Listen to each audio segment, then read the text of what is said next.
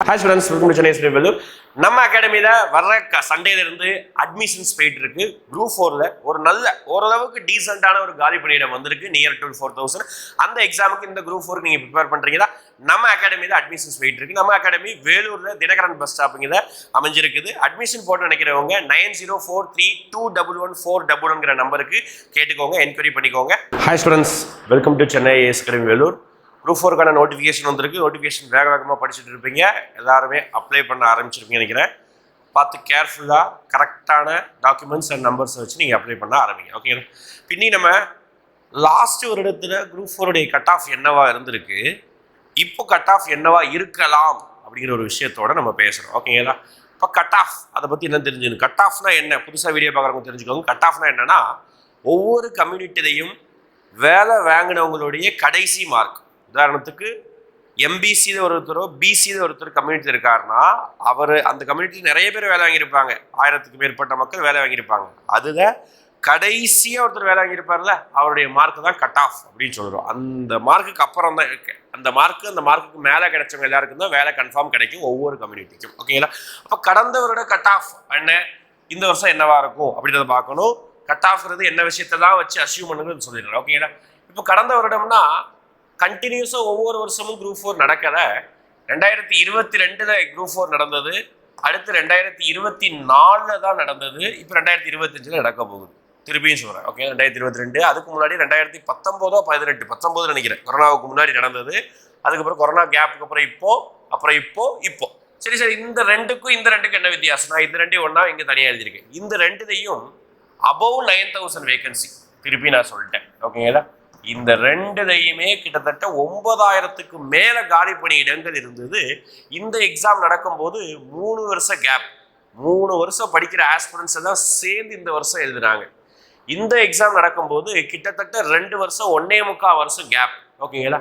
அப்போ அந்த 2 வருஷத்துல சேர்ந்த ஆஸ்பிரன்ஸ் வந்து இங்க எழுதுறாங்க. இங்க 1 வருஷம் கேப் தான். இப்போதான் எக்ஸாம் நடந்தது, இப்போ அடுத்த எக்ஸாம் நடக்க போகுது. ஏன்னா இப்போதான் கவுன்சிலிங் தான் முடிஞ்சிருக்குது. ஓகே, அப்போ இந்த கேப்புங்கிறது இங்கே கொஞ்சம் அதிகம் தான், டிஎன்பி சொன்ன மாதிரி. ஆனால் அதுக்கேற்ற மாதிரி அங்கே வேகன்சியும் 9000 வேகன்சிக்கு மேலே கிடைச்சது.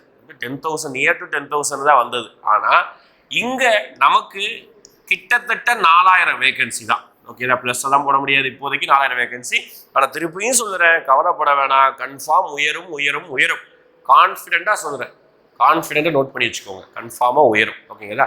இப்போ உடனே உயராது, எக்ஸாம் நடக்கும்போதோ நடந்து முடிஞ்சதுக்கு அப்புறமோ ரிசல்ட் அவங்க சொல்லிட்டாங்க. கவுன்சிலிங் நடக்கிறதுக்கு ஒரு நாளைக்கு முன்னாடி வரைக்குமே அவங்க வந்து வேகன்சி உயர்த்தலாம். சரிங்களா? அப்போ நமக்கு கிட்டத்தட்ட 6 மாதம் டைமிங் இருக்குது. ஓகேங்களா? 4-5 மாதம் டைம் இருக்குது. 4-5 மாதத்துக்குள்ள உயரலாம். கன்ஃபார்ம் டிபார்ட்மெண்ட் வேகன்சி கொடுப்பாங்க, உயர்ந்திருக்கு. ரைட், எனிவே அப்போ 4000 வேகன்சி இருக்குது. இப்போ லாஸ்ட் இயர்லாம் எவ்வளோ வேகன்சி சார் வந்திருக்குது, எவ்வளோ கட் ஆஃப் இருந்திருக்கு அப்படின்னு சொல்லிட்டு லாஸ்ட் 2 வருஷத்தோடைய அனலைசிஸை தான் நான் கட் ஆஃபாக கொடுத்துருக்கோம். கட் ஆஃப்ங்கிறது நம்ம முடிவு பண்ணுற நம்ம சொல்லக்கூடிய கட் ஆஃப் தான். அஃபிஷியலாக இது வரைக்கும் கட் ஆஃப் வந்து வெளியே வந்தது கிடையாது.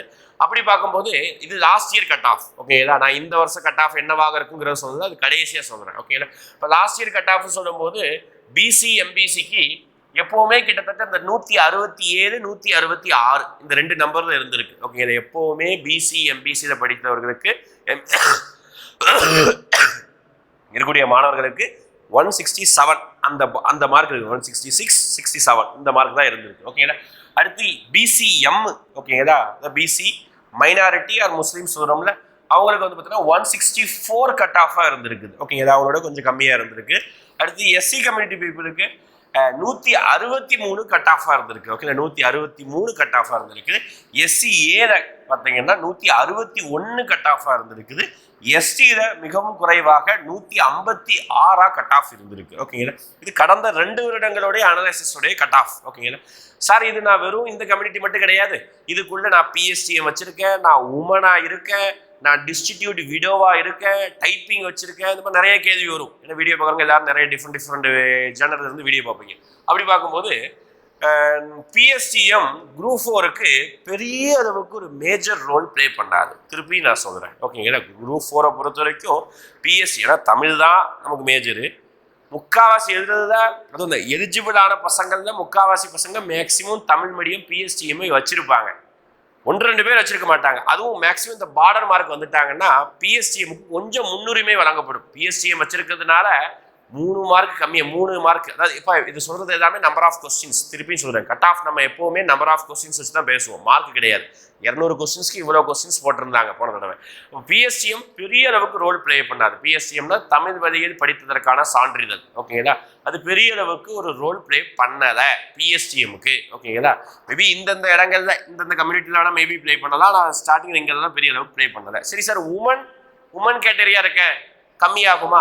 எஸ், கம்மியாகும். ரொம்ப பெரிய அளவு கம்மியாகாது, குரூப் 2 குரூப் 1 அளவுக்கு, ஓகேங்களா? மேபி ஒரு -2 ஆர் -3 எடுத்துக்கலாம், ஓகேங்களா? 2 கொஸ்டின், ஒரு சில இடங்களில் 1 கொஸ்டின், ஒரு சில இடங்களில் சேமா கூட இருந்திருக்குப்பா, ஓகேங்களா? தான் அந்தந்த டைமை பொறுத்து தான், ஓகே, எடுத்தால் பேச போகிறேன். கட் ஆஃப்ங்கிறது எதை பொறுத்துங்கிறது நான் பேசுகிறேன், சரிங்களா? அப்படி பார்க்கும்போது உமன் 2 அல்லது 3 கொஸ்டின்ஸ் கம்மியாக மேபி இருக்கலாம். டைப்பிங் இருந்தால் கண்டிப்பாக பெனிஃபிட், அதில் மாற்று கருத்தே கிடையாது. ஏன்னா டைப்பிங்க்கு நல்ல வேகன்சி கொடுத்து இந்த தடவை பார்த்தா கிட்டத்தட்ட 1000+ வேகன்சி, 4000 வேகன்சியில் 1000 வேகன்சிக்கு மேலே, ஓகேங்களா? இப்போ கிட்டத்தட்ட ஒரு 30% ஆஃப் வேகன்சி வந்து அங்கே ஒதுக்குவாங்க எப்போவுமே. அப்படி பார்க்கும்போது டைப்பிங்கில் இருந்தீங்கன்னா தாராளமாக ஒவ்வொரு கம்யூனிட்டிக்கும் ஒரு 8 கொஸ்டின்ல இருந்து கம்யூனிட்டி வைஸ் மாறும், 12 கொஸ்டின்ஸ் வரைக்கும் கம்மி பண்ணலாம் ஒவ்வொரு கம்யூனிட்டி. உதாரணத்துக்கு இப்போ பிசி எம்எல் இருக்கு 164 அப்படி எடுத்தீங்கன்னா ஒரு 156 எடுத்தீங்கனாலே 157 எடுத்தீங்கனாலே பிசிஎம்ல டைப்பிங் இருந்தால் கண்டிப்பாக டைப்பிங்கில் உங்களுக்கு வேலை கிடைக்கும். சார் நான் ஸ்டெனோ வச்சிருக்கேன், அவங்களுக்கெல்லாம் தாராளமாக ரொம்ப கம்மியாக தான்ப்பா இருக்கும், ஓகேங்களா? 140 130 எடுத்தவங்கலாம் கூட வேலைக்கு போயிருக்காங்க நம்ம இன்ஸ்டியூட்ல, ஓகேங்களா? ரொம்ப கம்மியாக இருந்தால் ஸ்டெனோ தான் கடைசி நடக்கும், ரொம்ப கம்மி தான், ஒன்றும் பேச வேண்டிய தேவை கிடையாது, ஓகேங்களா? ஆனால் அது வேகன்சி ஓரளவுக்கு மாடரேட் வேகன்சி, ஓகேங்களா?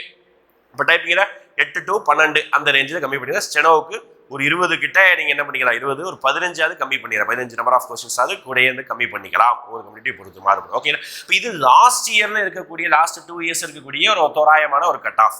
அப்போ இந்த வருஷம் என்ன சார் இருக்கும்? அப்போ அதுக்கு முன்னாடி நான் திருப்பியும் சொல்கிறேன், கட் ஆஃப்ங்கிற ஒரு வீடியோ வந்து பெரிய கான்ட்ரவர்ஷியான வீடியோ. அது போடும்போது டிஸ்க்ளைமர் போட்டு தான் போடணும். ஏன் அப்படின்னா கட் ஆஃப்ங்கிறது வந்து சும்மா பொதுவாக சொல்லிட்டுலாம் போக முடியாது. அந்த கட் ஆஃப்ங்கிறது ப்ரிடிக்ட் பண்ணுறது, இந்த கட் ஆஃப்ங்கிறது வந்து நிறைய ஃபேக்டரை வச்சு தான் அது முடிவாகும். உதாரணத்துக்கு இந்த 3 விஷயம் தான் மேஜர் ரோல் ப்ளே பண்ணும் கட் ஆஃப்ல. என்னதான்? First number of vacancy. ஓப்பனாக சொல்லணும்னா எவ்வளோ வேகன்சி இருக்குதோ அதை பொறுத்து தான் கட் ஆஃப். ஓப்பனாக சொல்லணும், எந்த எக்ஸாமாக எடுத்துக்கோங்க, ஓகேங்களா? அது ரயில்வே அந்த மாதிரி எக்ஸாம்லாம் எடுத்தீங்கன்னா பல்க் வேகன்சி வரும், ஓகேங்களா? 70,000 80,000 வேகன்சி வரும், ஓகேங்களா? நமக்கே டிஎன்பிசியில் 10,000 12,000 வேகன்சி அப்படிதான் வரும்போது வேகன்சி எந்த அளவுக்கு அதிகமாகுதோ அந்த அளவுக்கு கட் ஆஃப் வந்து கம்மியாகலாம். ரொம்ப கம்மியாகாது, ஒரு 2-3 மார்க் கம்மி, 2-3 கொஸ்டின் கம்மியாகலாம். வேகன்சி கொஞ்சம் கம்மியாக இருக்கும்போது கொஞ்சம் அதிகமாக தான் ஆகும். இது வந்து ரெண்டுமே இன்வெர்ஸ்லி ப்ரொபோஷனல் தான், ஓகேங்களா? ரைட். அப்போ வேகன்சி காலி பணியிடங்கள் கண்டிப்பாக ஒரு மேஜர் ரோல். அடுத்து கொஸ்டின் பேப்பர் கியூபி, கொஸ்டின் பேப்பருடைய லெவலு, கொஸ்டின் பேப்பருடைய குவாலிட்டி. சார் ரெண்டு ஒன்று தானே? கிடையாது, அர்த்தம் வேற. கொஸ்டின் பேப்பருடைய லெவல்னா கொஸ்டின் பேப்பருடைய லெவல்னா கஷ்டமாக வந்திருக்கா, டிஃபிகல்ட்டாக இருக்கா, மாடரேட்டாக இருக்கா, அல்லது ரொம்ப ஈஸியாக இருக்கா? திருப்பி சொல்லிட்டு பாருங்க, 3 கேட்டகரி, ஓகே? ரொம்ப கஷ்டமாக இருக்கா, நடுத்தரமாக இருக்கா, ரொம்ப ஈஸியாக இருக்கா, மொத்தம் 3 லெவல், ஓகேங்களா? இந்த 3 லெவலில் பொறுத்து கட் ஆஃப் மாறும். கஷ்டமாக இருந்தால் ரொம்ப கம்மியாக கட் ஆஃப் வரும், ஈஸியாக இருந்ததுன்னா ரொம்ப அதிகமாக கட் ஆஃப் வரும். இப்போ கொஸ்டின் பேப்பருடைய லெவலை பொறுத்து. கொஸ்டின் பேப்பரோட குவாலிட்டினா நிறைய கொஸ்டின் ஒரு சில நேரங்களில் டிஎன்பிசிலேயே தப்பாக கேட்பாங்க. தமிழில் ஒரு கொஸ்டின் இருக்கும், இங்கிலீஷில் ஒரு கொஸ்டின் இருக்கும், ஆப்ஷன் சம்மந்தமே இல்லாமல் ஆப்ஷன் இருக்கும், ஓகேங்களா? அப்புறம் வந்து பார்த்தீங்கன்னா கொஸ்டினில் ஆன்சர் 2 ஆன்சர் கரெக்டாக இருக்கிற மாதிரி வரும். ஒரே கொஸ்டின் தான், ஆனால் 2 ஆன்சரும் கரெக்டாக இருக்கிற மாதிரி கொஸ்டின் வரும். இப்படிலாம் வந்திருக்குது, அதனால தான் சொல்கிறேன். அப்போது இந்த மாதிரி மிஸ்டேக்ஸ் அதிகமாக வந்ததுன்னு வச்சுக்கோங்களேன், அந்த ஒரு சில டைம் அந்த கொஸ்டின் எல்லாரும் அட்டன் பண்ணாங்க, எல்லாருக்கும் மார்க் கொடுத்துருவாங்க.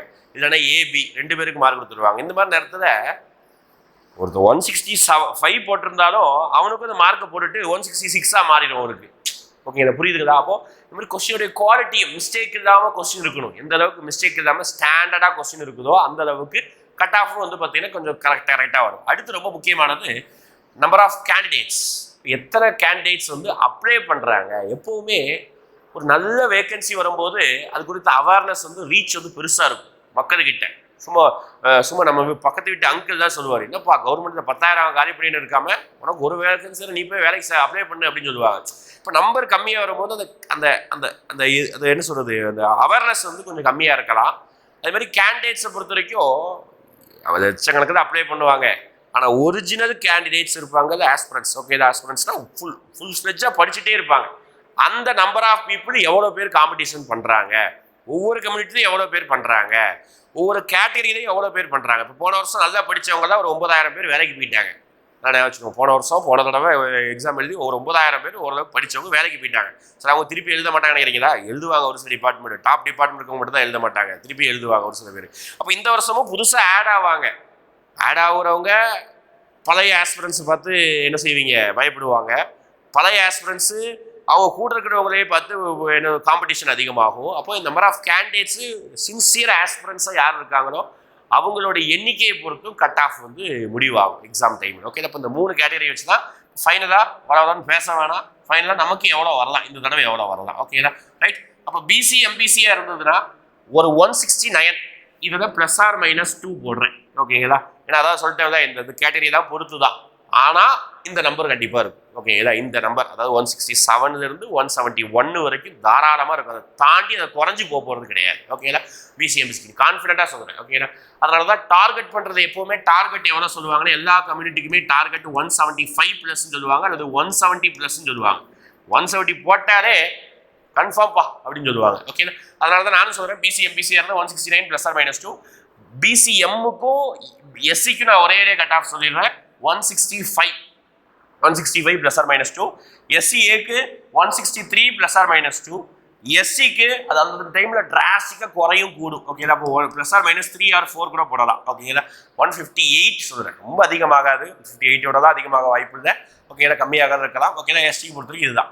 அப்போ இதுதான் நீங்கள் எந்தெந்த கமெண்ட் இருக்கீங்க. உமனாக இருக்கீங்கன்னா திருப்பி சொல்கிறேன், உமனாக இருக்கீங்கன்னா 1 அல்லது 2 மார்க் கம்மி பண்ணிக்கோங்க. பிஎஸ்சியும் பேச்சு எடுக்காதீங்க. ஓகேங்களா? டைப்பிங் வச்சுருக்கீங்கன்னா இதுலேருந்து ஒரு 5-6 மார்க் கம்மி பண்ணிக்கோங்க. ஓகேங்களா? நான் டிஸ்டிடியூட் விடோவாக இருக்கேன், டைப்பிங்கே வச்சிருக்கேன்னா நிறைய பெனிஃபிட் உங்களுக்கு. ஓகேங்களா? டிஸ்ட்ரிக்ட் விடோவாக இருந்தீங்கனாலே ஒரு 10-12 மார்க் கம்மி பண்ணிக்கோங்க. ஓகேங்களா?